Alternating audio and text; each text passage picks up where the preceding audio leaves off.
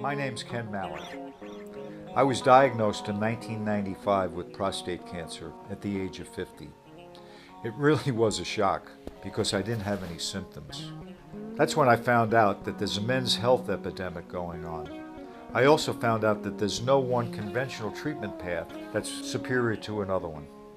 The gold standard at the time was either surgical removal or radiation, but both of these options carry a high incidence of recurrence and damaging side effects that include sexual dysfunction, incontinence, and emotional trauma. The dilemma of choosing a treatment path was really daunting. Like men and their families all over, the question for me was, what's a guy to do?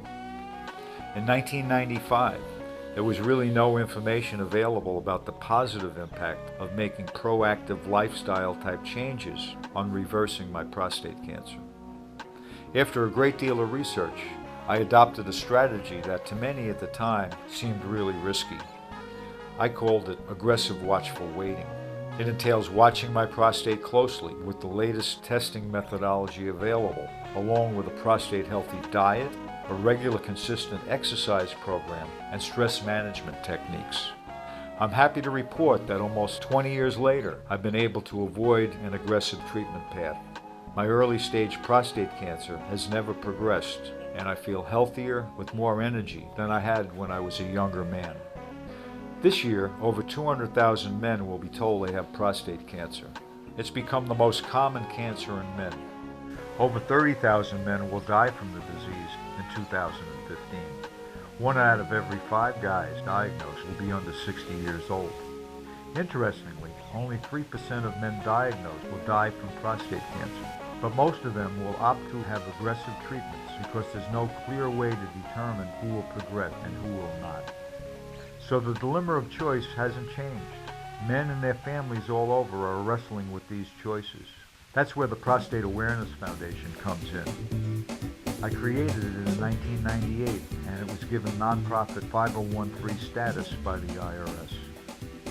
The PAF helps men all over with non-biased, patient-driven information about all prostate health issues.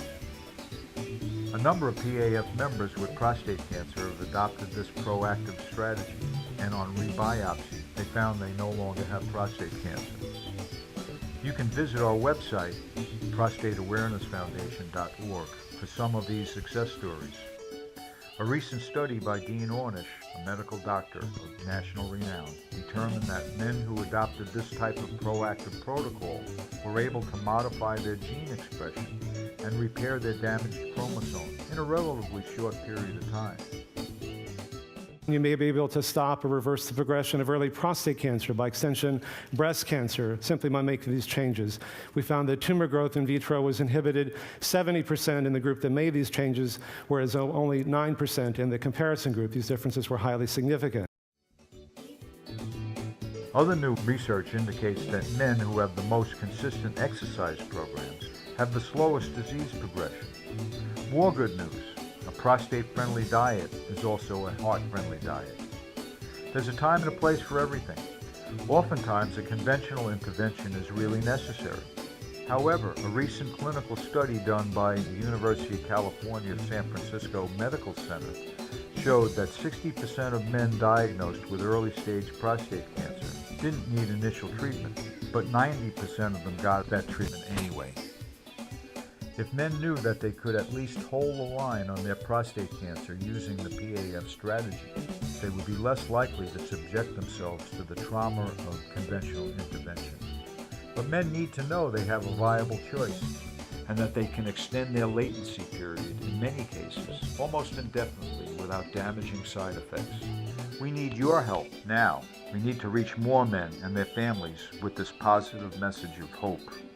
The primary PAF fundraising event each year since 2001 has been the Cancer Climate Trek for Prostate Awareness. Besides raising critically needed funding for outreach and educational programs for men dealing with prostate cancer and those wanting to prevent prostate problems, the expeditions are also designed to keep participants in top physical condition and to inspire men and their loved ones with a message of hope that there can be a great life after a cancer diagnosis. We're looking to partner with socially conscious companies and businesses like your own for the 2015 expedition to Mount Baker in Washington and beyond. Please help the PAF with a generous tax-deductible consideration.